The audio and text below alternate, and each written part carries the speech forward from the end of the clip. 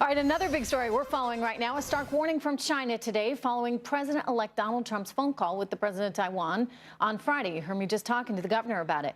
China's out there now warning that talking to Taiwan without China's permission threatens U.S. and China relations. But Mr. Trump quickly firing back on Twitter, tweeting, "Did China ask us if it was okay to devalue their currency, making it hard for our companies to compete?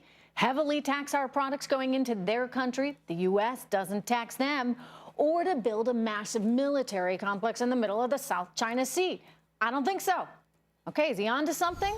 Is it time to rethink how we do business with China? Joining me right now, foreign policy analyst Arash Aramesh. Arash, always good to see you. You're saying we don't really need to be rethinking. You like the way it currently is. Tell me why.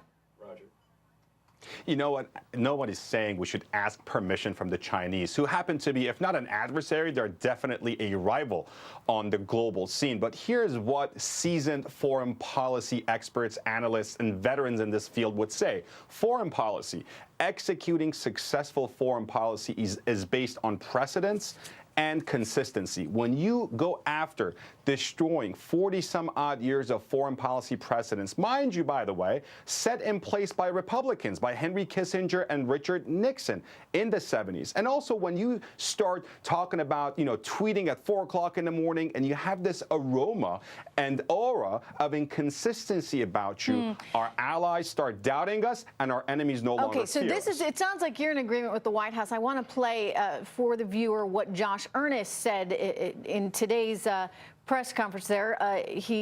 We got the tape? Yeah, we've got it. Let's run this right here. This is Josh Earnest. Some of the progress that we have made in our relationship with China could be undermined by this issue flaring up.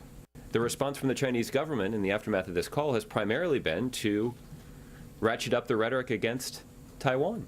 It's unclear to me how that kind of consequence benefits the people of Taiwan. All right, so I know you're in agreement with Josh on this one. That's my takeaway from what you just said. But why can't we start to turn some of this stuff on its head? I mean, think about all the people that said there's no way you can win an election if you're out there doing what Donald Trump did, and he proved them all wrong. I mean, why can't we start to change the game when it comes to how we deal with China? I mean, and isn't that exactly what he's doing?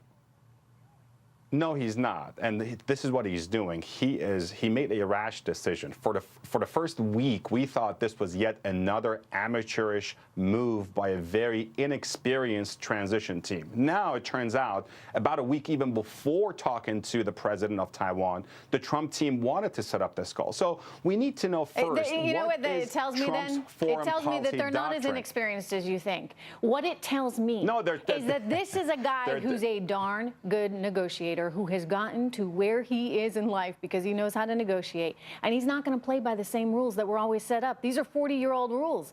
He's saying it's going to change right here on the spot. And guess what, China? Wake up and notice. And that's exactly, Trish, where you're wrong. He's inexperienced and surrounded by a group of inexperienced so-called foreign policy experts, and they are fueled by ideology. And here's what's going to happen. We rely on China over North Korea. We have a madman in North Korea armed with nuclear weapons. China is the only world power that has any influence in Pyongyang.